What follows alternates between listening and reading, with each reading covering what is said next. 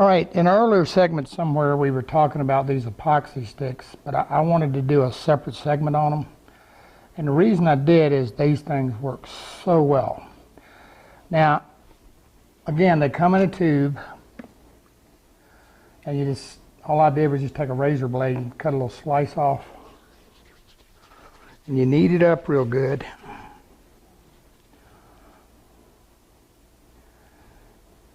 Now, I'll tell you something. One of the things with these, and I got a raised panel here that's kind of a mess, but you'll get the idea.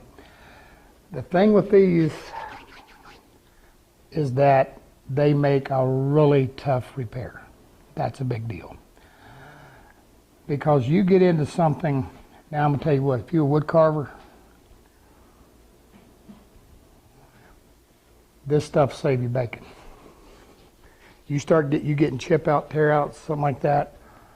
Yeah, you know what I'm talking about. You know, to fill something when you're carving, where you got to carve it and get a defined edge. It's really tough, and you can't always change the design. Now I want you to look right here on the edge of this. See right there where that corner's chipped off? That's one of those areas that you see right here, this thing's been thrown upstairs and used, it's a reject. But you see right there where that little chip is? Now that chip we could probably blend out, but the truth of the matter is you know, sometimes you can't, you gotta fill it. Now this stuff is tenacious. I mean, it is as tough as it gets. I got it mixed up.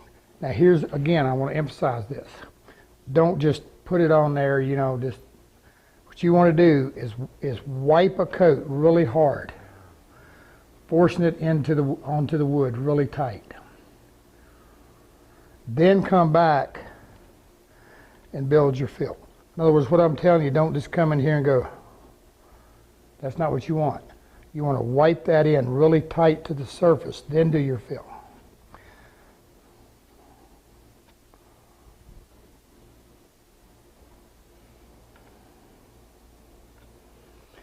I don't know of anything in woodworking that you could not rebuild with this stuff. And I explained to you in the other segment, but I'm going to mention it again. Again, what we have here came from Mohawk. And the reason I like the Mohawks is that they have the different colors. The other thing you can do is you can intermix them, you know, to get a color. And we got a segment out here where we were working on the knots. I've taken them and mixed two of them, get them fully mixed. Well, here, I think I got time. Let me just do it real quick. Here's a little piece of natural maple.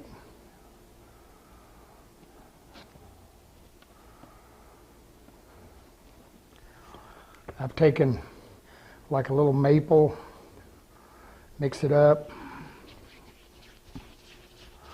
mix up a little bit of walnut.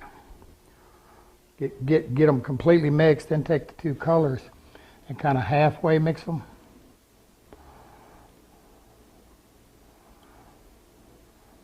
And I'm just going to show you this. And create a random grain and make a knot, make a filler for a knot, kind of a random look. Works pretty slick. Now, again, one of the issues with any epoxy filler is that it's not going to take a stain. It'll take a lacquer-based stain or an alcohol base a little, but not much. Now we're going to have a segment out here, and I'm going to entitle it "Coloring Your Fillers," and you want to make sure you watch that. Because one of the things we're going to be talking about is using some touch-up pens and different things you can do to color it. Now in this case we're using natural cherry.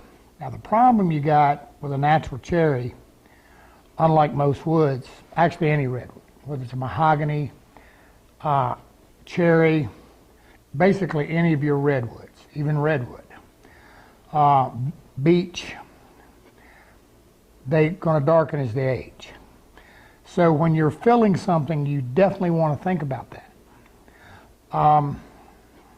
You know, to take a darker mahogany filler and use it on a natural cherry that you're going to finish natural, pretty smart thing to do. And the reason for that is that, you know, while it may look good now using the natural cherry, the problem you're going to have is 6 months from now, it's not going to look good. You're going to have this much lighter area showing. And I've mentioned to you, particularly in cherry, you know, if I've got a little teeny pitch pocket or something like that, or a little nick, I'll actually fill it with black and just make it look like a little pitch pocket. But I just wanted to really, I just want to show you more on the epoxy sticks because they are great. Excellent. You could also work it pretty good too. But once it sets up, I'm kind of waiting for it here to set up. Because you can kind of do this, now this probably needs to dry a little more, but on an edge like this, kind of like we did with the Bonder or the auto body stuff, once it sets up a little bit, you can come back, save yourself some sanding time, and you can cut on it.